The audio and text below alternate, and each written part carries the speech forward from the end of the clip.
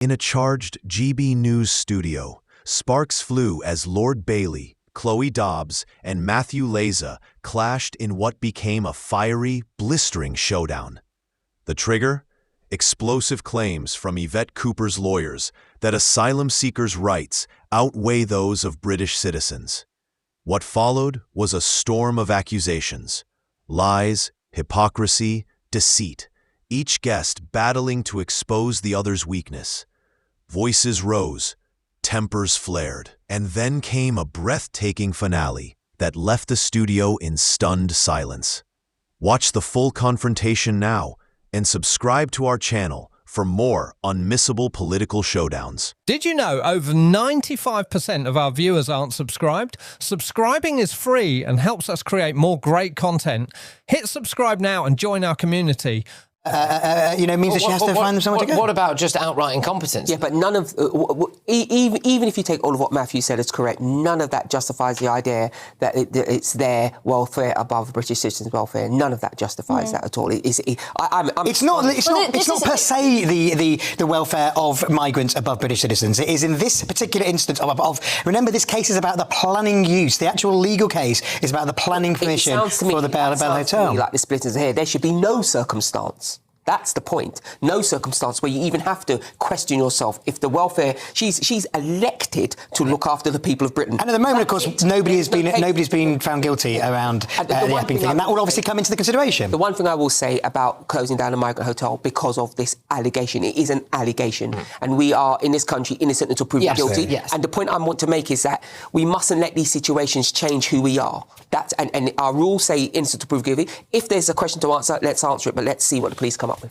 I do hear that, but there is the other aspect to this, which is downright incompetence, which is that the Home Office did not challenge or make any representation about this hearing when it was in the High Court. So when they had the opportunity to do it, they did it. It was when both sides had made their case and they found out that the judge had reached a verdict, and then all of a sudden the Home Secretary decided to get involved. And her lawyers have stood up again in full view of the British press and the British public today and basically said the reason we didn't do that was because it was August and we're very sorry. All right. So what? She's gone interrailing with Ed Balls, and she's invisible during the most important case in modern times when it comes to illegal immigration. You have to go over that alone, surely. Yeah, I mean, the incompetence is just off the scale, not just on this, but since she got into power. She campaigned on a promise to smash the gangs and set up this new border force control command, or whatever she called it, or border fast, as you should probably call it. And then they came in July, and the entire summer, when it's July, August, lovely sunny weather, the boats just came in and they didn't even have somebody in charge of the new border force command until the autumn, after the big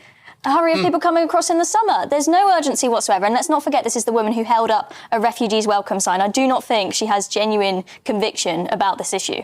I just want to ask you... Well, genuine refugees are and should be welcome. I just want to... The problem is, again, I said it from the beginning, we've conflated refugees with economic migrants. Yeah.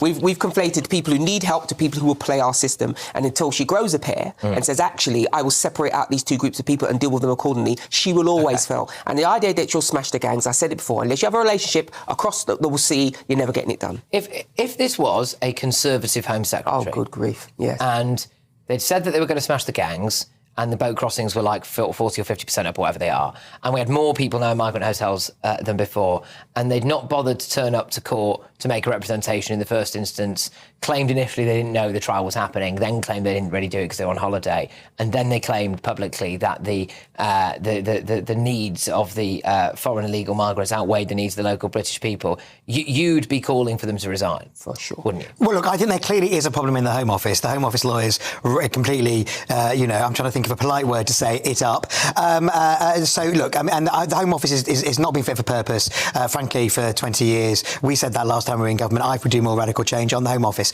In terms of Yvette having a holiday, all politicians, all human beings are allowed a holiday. Even those sitting on these sofas do. And clearly, Angela Eagles, the migration minister, she's a very experienced politician.